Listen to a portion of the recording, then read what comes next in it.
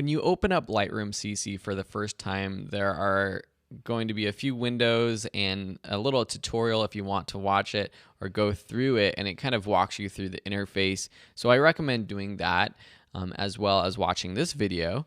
To quickly just jump right in and to start importing, all you have to do is click this plus button in the top left for add photos. Now you'll want to do that and browse through your computer because you probably downloaded the practice files to your computer, or you can choose photos from any sort of connected device like an iPhone or a smartphone or an other device. So click browse or use the keyboard shortcut Shift-I to import. Now I have my photos in my Lightroom CC folder. I'm going to select all of them and choose Review for Import. Here is the import window, and you can see that all of these photos have been checked. So if you, for some reason, don't want to import specific ones, say you go on a shoot, this is a good idea to go through all your photos, and you might have a lot that you don't necessarily want to import, and you can turn them on and off here. There's other ways to organize your photos later if you do just want to go through and import everything and then sort of filter them later. You also have this option for adding to an album up here. I'm going to go ahead and not do that, and I'll show you how to create an album in just a second.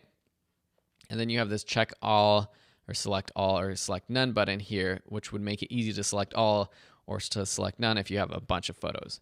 Then choose add 7 photos. And you saw here that we did have some photos from my wedding that had been imported in the past.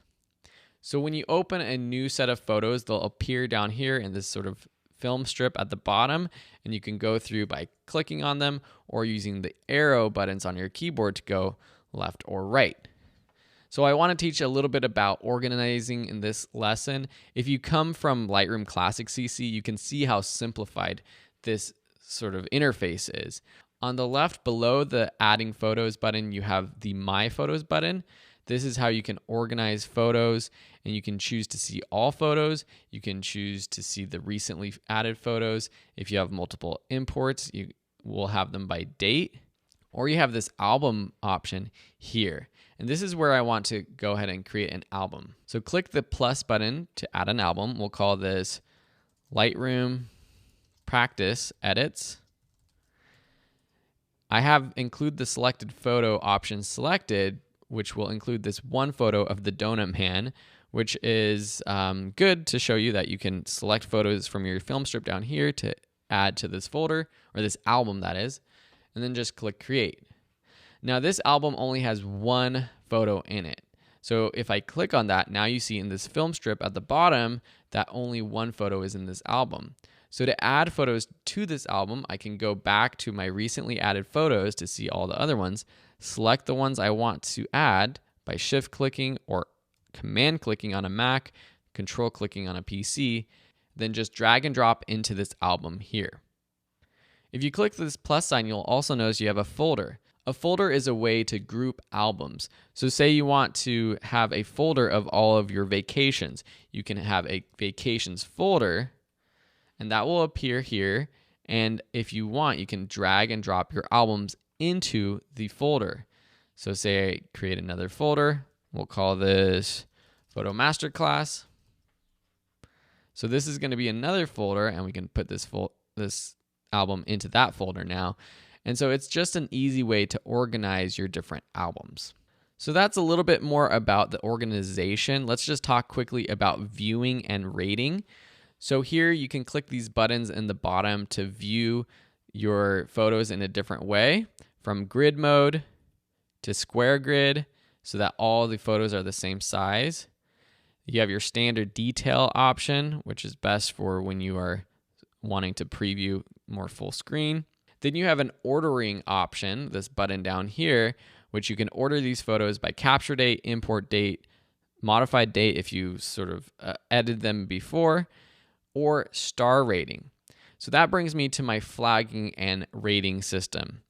You can flag photos that you like and sort of unflag them or reject them with these two buttons down here. So what I would typically do is import all my photos and then go through them one at a time and give them a flag or a rejection. So yes, I like this one. Yes, I like this one. Yes, I like this one. No, I don't like this one. And the keyboard shortcuts for those two options are Z and X. So Z will flag it as a pick, X will reject it.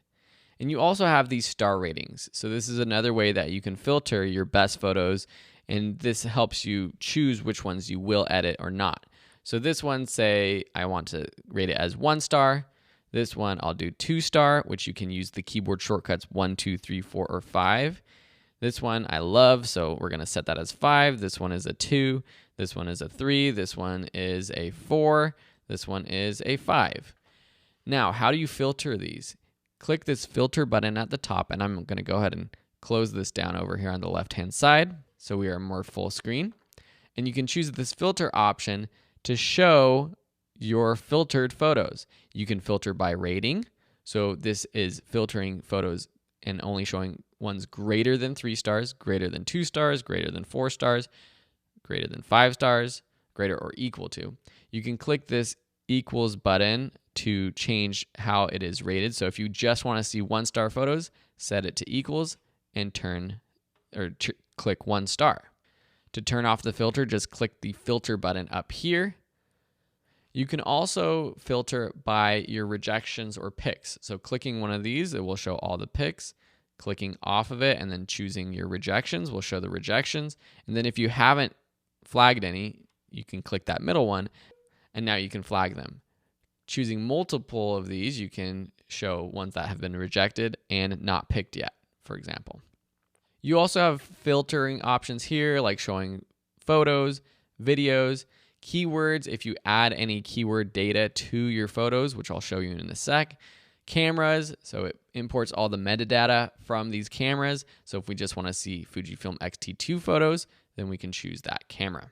You can also have locations if you do have locations in your metadata. Let's turn off our fill options. Down here in the bottom right, moving here, we have different view options. We can fit the entire image to this window. We can fill the screen, so this whole editing sort of window with the image. You could do 1-to-1, which is zooming into the photo so you're seeing the full quality based off of your screen and your screen's resolution and the photo's resolution. So this is seeing at 100% according to this screen and this photo. Let's go back to fit.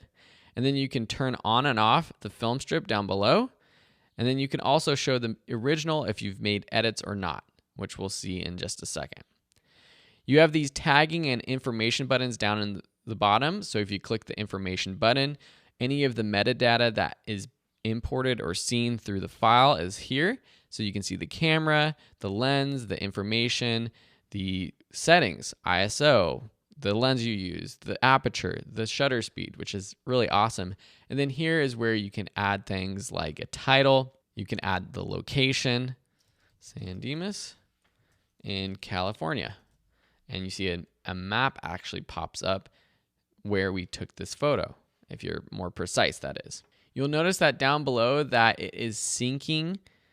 It has the sync status menu because it is syncing in the cloud, the Adobe Cloud, so that if you want to, you can go to the desktop editor or to your mobile device if you have the Lightroom CC app downloaded and open this photo and everything is synced. And this button down here, you can choose to store it locally or not. If you don't want to have it stored locally, it will just be in the cloud. So that's the info button. And then lastly, we have these keywords. So we can tag it with keywords such as portrait. We can tag it with fill. And so now if we go to our filter options, we can look for keywords such as fill or portrait. And it will bring up all the photos that have those keywords added to the photo. Awesome. So that is how you import and organize photos in Lightroom CC. I know it's a lot, but go ahead and play around with that. And then in the next lessons, we're going to go through editing our photos in Lightroom CC and learning the proper workflow for doing so.